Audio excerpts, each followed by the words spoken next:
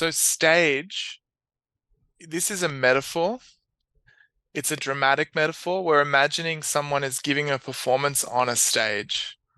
So there is no lead stage, but there is center stage.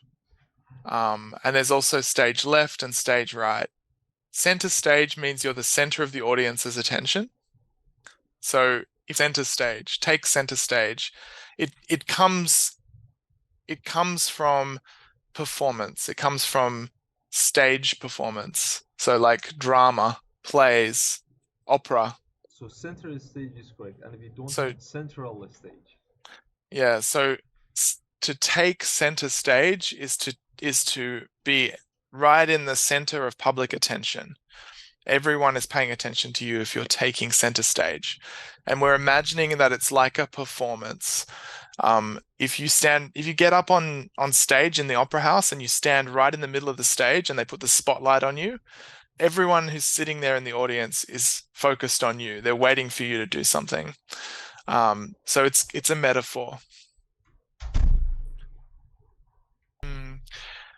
Okay, so a dead stop is a real thing, but it's a physical thing.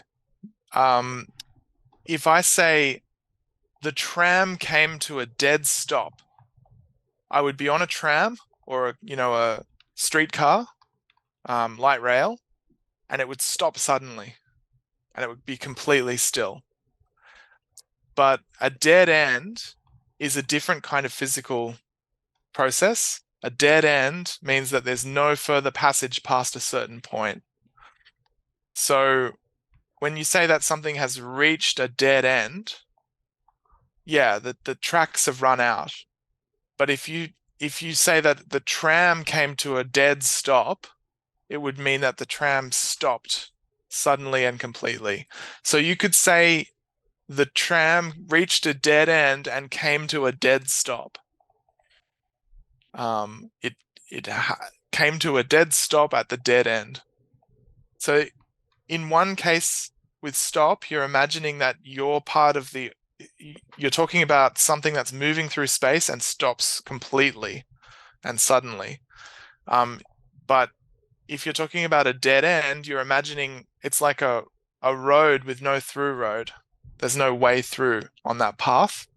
So that's the difference there. So you're talking about the tram coming to a dead stop. It stops suddenly and completely. So a dead end is about the tracks. There's no more track. A dead stop is about what the tram does. Expression, and it's about the vehicle coming to a halt, whereas dead end is about the road or the rail. Yeah. There is no track, as you mentioned. There's no track, yeah. They've been overused. Probably they've stopped leading to new ideas or new information. Yeah. Worn out is a physical metaphor. We're imagining that the theory is a machine and that it's no longer working to carry us forward in our thinking. Reaching a dead end, similar. We're imagining it's a machine, but it's come to a point where it can no longer carry us any further. We have to get out and use a different machine to get around. Great. Metaphor means the start in Persian. Okay. So, and here, end. If you were to say that something ended in something else, you'd usually be talking about ending in disaster or ending in, I think it's because of the total combination here of in unexpected directions that you need a verb like lead. May lead in unexpected directions, may carry us in unexpected directions, because it's implied that whatever's happening is going to continue. Whereas end, you'd be talking about something coming to an end. It couldn't resolve through in unexpected directions. You couldn't use that prepositional phrase there. You'd have to use something like may end in death or may end in failure directions. So they're Think along they're the kind of imagining we're still picking up that kind of metaphor like a tram track or a light rail. You know, it's carrying you along a different trail. And they're saying kind of a line like a trail, like a path.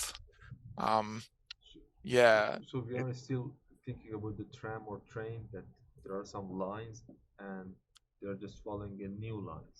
Yeah, so it's not explicitly talking about means of transportation, but it is kind of by talking about dead ends, carrying making us think along new lines. There's an association between travel and thinking, which is it's a strange association because we started the paragraph by associating thinking with drama and performance, and now we're using travel metaphors. So it's actually a mixed metaphor.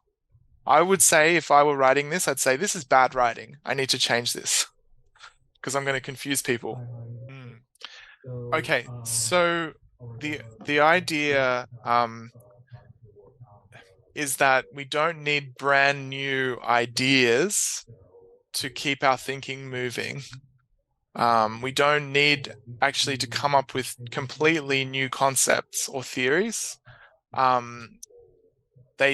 We just need a new theory to be in focus or be the center of attention for a little while, and that might carry us along. So they can be older, half-forgotten ideas brought back to life, or new combinations of familiar ones. So in both cases, if it's an old idea that's been forgotten, or if it's taking two familiar ideas and combining them, each of those is an example of an idea that is not new in itself. It's a new combination or it's a new memory of an idea. So new combinations of unknown ideas, that wouldn't fit this context because we're now talking about things that we do know, but we haven't been using or haven't been using in that way. It's actually about the difference between something being new and something being important right now. They're saying that new ideas can be important at certain times, but so can old ideas. They can become important again. Or in this case, newly combined. So they're familiar ideas that are combined in a new way. It's adding another option for us.